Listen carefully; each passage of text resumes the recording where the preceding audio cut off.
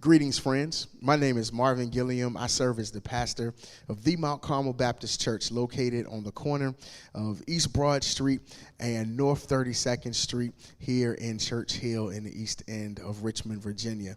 I'm so grateful to Ms. Tracy Roots and the whole Secours family for this phenomenal partnership between churches, between congregations, and the healthcare system. And we are hoping that these messages that are being shared by myself and colleagues around the city are a tremendous blessing to you. Today, I want to ask you a question. What are you looking at? What are you looking at? Not what you're looking at on TV. I'm sure that some of you have been enthralled by NBA playoffs, or you've been enthralled by sporting events, or your favorite television show, or perhaps your favorite book. But I want to ask you, what are you looking at? This season has been very challenging for us. We certainly know the last 14 months or so has been hard. It has been difficult. We face many problems, many obstacles as we sought to fight this coronavirus pandemic, as well as the social and political pandemics that we face in our nation in this day and time. But I want to challenge us today to raise our sights higher, to check what we're looking at. A lot of times we spend time watching the news and spend time checking on the reports on social media to discover what is happening in our community and in our world. And to be sure, it is good for us to be up to date, to know what's going on. But I would challenge us to look even beyond that. I want to challenge us to set our sights on something that's farther beyond the problems that we see, farther beyond the challenges we face, farther beyond what it is that we are experiencing in this moment of pandemic.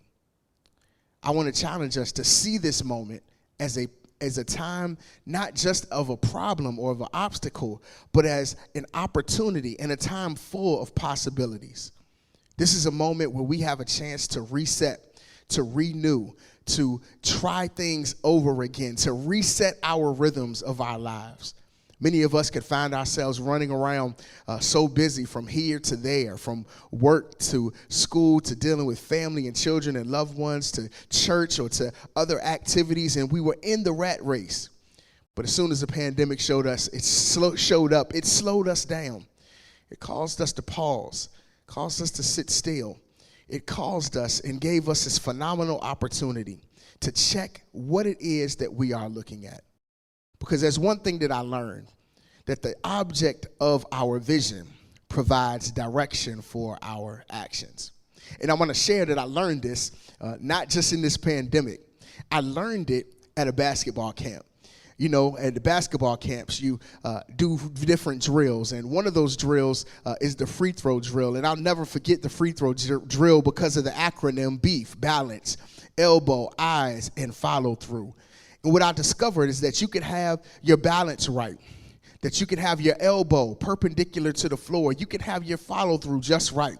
But if your eyes aren't looking in the right direction, if your eyes aren't looking at that back hook on the back of the rim, then the likelihood of making that free throw would diminish greatly.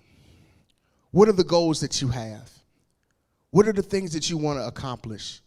What are the dreams that you have? It could be something as simple as just improving your physical health. How are you making that happen? What are you looking at? How are you using this moment and this time to help you to grow and to be better? It's my contention and my belief that on the other side of this moment in history, the other side of this season of pandemic, and now even as the world begins to open back up and relax guidelines, and we're able to go out to eat again and to reset our rhythms and to gather with family and friends, that we ought not be the same. It's my belief that we ought to be better. And I want to tell you that it's not too late. I want to let you know that you can start today, that you can check your vision so that you know that you are looking in the right direction. There are two pieces in the Bible that I want to share that just speak to this fact. One comes from the Sermon on the Mount, where Jesus is sharing He's sharing just precepts of what it means to be a part of the kingdom of God. And there's a passage where he says simply, ask, and it will be given unto you. Seek, and you will find. Knock, and the door will be opened. And it's that seek and you will find that grabbed my attention as I looked at that text. And it just caused me to ask myself the question, what am I looking at? What am I looking for? And I want to encourage you to ask yourself that same question. What is it that you're looking at? What is it that you're looking for? What is it that you're looking to accomplish? What is it that you're looking to change? How is it that you're looking to get better? I believe if you set these things before you, if you make them the focus of your vision, then certainly they will provide direction for your actions. Not only that, there's a moment in the book of Acts in chapter 1 where the disciples are waiting on the hillside with Jesus. They're talking with him and getting final instructions from him. And before they know it, he's taken up into the sky. And as they're standing there, they're staring into the sky, looking at where Jesus has gone. And two angels show up to redirect them and to say, hey, why are you looking into the sky? You've already gotten your marching orders. Jesus is gone. He's coming back again. But right now, you need to focus on the reality that's before you. He's given you what to do. He's told you where to go. He's given you instruction.